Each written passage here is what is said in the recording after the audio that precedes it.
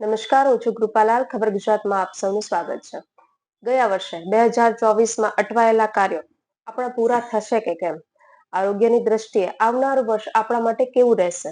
તો ચાલો જાણીએ સિંહ રાશિના જાતકો માટે આવનારું વર્ષ કેવું રહેશે. આપણી સાથે જોડાયા છે જામનગરના જાણીતા જ્યોતિષ આચાર્ય જીગરભાઈ પંડ્યા.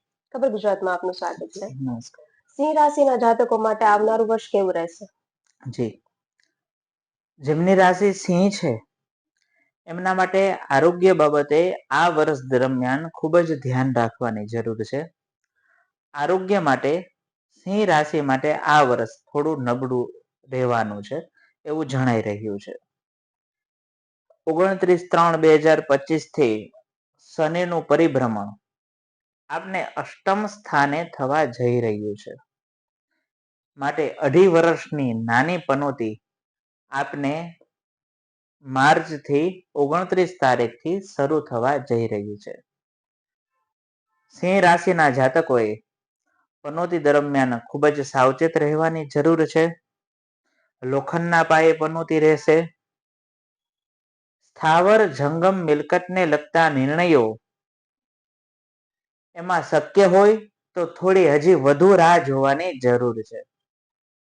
કોઈ પણ નિર્ણયો કરતા પહેલા ખૂબ જ વિચારવું અને ઉતાવળે કોઈ પણ નિર્ણય કરવા નહીં. સમજી વિચારીને યોગ્ય નિર્ણય કરશો તો આપને અવશ્ય લાભ થશે. ગુરુનું પરિભ્રમણ આપના માટે ઘણું સારું થવા જઈ રહ્યું છે. ભલે ગુરુ અતિચારી થવાનો છે, પરંતુ સિંહ રાશિ માટે ગુરુનું પરિભ્રમણ ઘણું બધું સાનુકૂળ રહેવાનું છે. માટે આર્થિક લાભો માટે તૈયાર થઈ જાઓ. આર્થિક રીતે ઘણું સારું વર્ષ જવાનું છે. ધંધાકીય ક્ષેત્ર માટે પણ આ વર્ષ ખૂબ જ સારું અને ફાયદા માટે જવા માટે થઈ રહ્યું છે. જે વ્યક્તિઓ સિંહ રાશિના વ્યક્તિઓ નોકરી સાથે જોડાયેલા છે એમને બઢતી અને પ્રમોશનના યોગો પણ મળવાના છે. એમના પરિવારમાં સારો માહોલ પણ રહેવાનો છે. શક્ય હોય તો ગીતાજીનું અધ્યયન કરવું આપના માટે સારું સાબિત થવા જઈ રહ્યું છે. કારણ કે ગુરુનું પરિભ્રમણ સારું છે. જ્યારે ગુરુનું પરિભ્રમણ સારું હોય ત્યારે તમે ગીતાજીનો અધ્યાય વાંચો છો.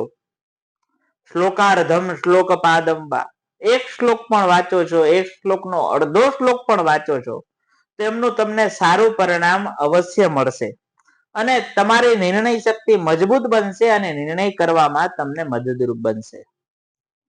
સિંહ રાશિના જે વિદ્યાર્થી વર્ગ છે એમના માટે ઘણું જ સારું વર્ષ જવા આગળ વધી રહ્યું છે.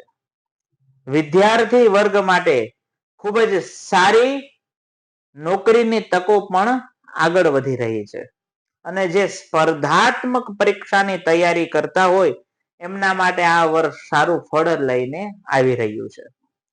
સિંહ રાશિના જાતકો માટેના ઉપાયો.